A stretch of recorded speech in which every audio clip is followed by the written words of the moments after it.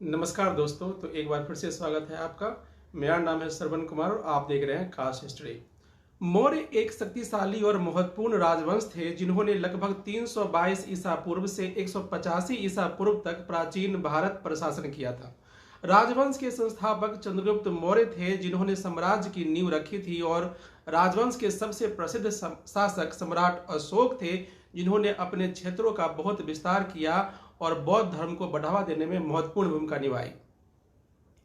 आइए जानते हैं इस वीडियो में कि इतने शक्तिशाली मौर्य साम्राज्य के पतन के क्या कारण थे। तो एक एक करके चलते हैं, एक एक करके चलिए समझते हैं। कमजोर उत्तराधिकारी। सम्राट अशोक की मृत्यु के बाद मौर्य साम्राज्य को कमजोर और अप्रभावी शासकों की एक श्रृंखला का सामना करना पड़ा। अशोक के उत्तराधिकारी विशाल साम्राज्य को बनाए रखने में असमर्थ थे और इसे एकजुट रखने के लिए आवश्यक प्रशासनिक कौशल और सैन्य कौशल का अभाव था। आर्थिक पतन। मौर्य साम्राज्य अपने समृद्ध व्यापार और वाणिज्य के लिए जाना जाता था। हालांकि समय के साथ आर्थिक कुप्रबंधन, भ्रष्टाचार और उच्च करों के कारण व्यापार और आर्थिक समृद्धि में गिरावट आई। इससे साम्राज्य की समग्र आर्थिक शक्ति कमजोर हो गई। कुछ प्रशासनिक मुद्दे भी थे जो तीसरा कारण बना मौर्य साम्राज्य के पतन का। मौर्य साम्राज्य की विशालता ने महत्वपूर्ण प्रशासनिक चुनौतियां प्रस्तुत की। प्रशासन को सुदूर प्रांतों पर नियंत्रण बनाए रखने के लिए संघर्ष करना पड़ा, जिससे शासन में गिरावट आई और क्षेत्रीय शक्तियों का उदय हुआ। बाहरी आक्रमण।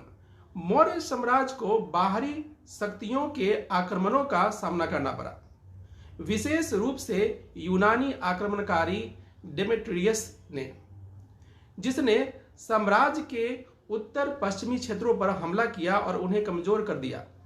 इस आक्रमणों ने पहले से ही पतनशील साम्राज्य पर और दबाव डाला। एक कारण असंतोष और विद्रोह भी था। सामान्य जनता के बीच व्यापक असंतोष और स्थानीय शासकों और क्षेत्रों के विद्रोहों ने साम्राज्य को और अधिक अस्थिर कर दिया। मौर्यों की केंद्रीय सत्ता कमजोर हो गई और विभिन्न क्षेत्र अपनी स्वतंत्रता का दावा करने लगे। एक कारण और भी यहां पे बताना चाहूंगा कि क्षेत्रीय शक्तियों का उदय होना शुरू हो गया। जैसे जैसे मौर्य साम्राज्य का पतन हुआ, क्षेत्रीय शक्तियां और साम्राज्य उभरे जिन्होंने केंद्रीय सत्ता के अधिकार को चुनौती दी। इस विखंडन ने साम्राज्य की एकता को कमजोर कर दिया। बौद्ध धर्म का पतन एक ये भी कारण था। जी हाँ दोस्तों, आप जानते हैं कि अशोक ने बौद्ध धर्म स्वीकार कर लिया था। सम्राट अशोक का बौद्ध धर्म के प्रति समर्थन साम्राज्य के भीतर एक एकीकृत शक्ति थी।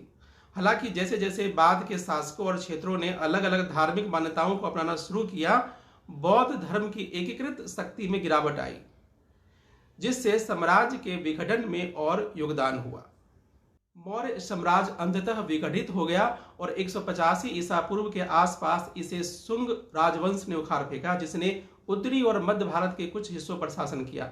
अपने पतन के बावजूद मौर्य साम्राज्य ने भारतीय इतिहास और संस्कृति पर एक अस्थायी प्रभाव छोड़ा और बौद्ध धर्म के प्रोत्साहक के रूप में सम्राट अशोक की विरासत आज भी प्रभावशाली है। तो आज के लिए इतना ही, मिलते हैं नेक्स्ट वीडियो में, तब तक के लिए जय हिंद।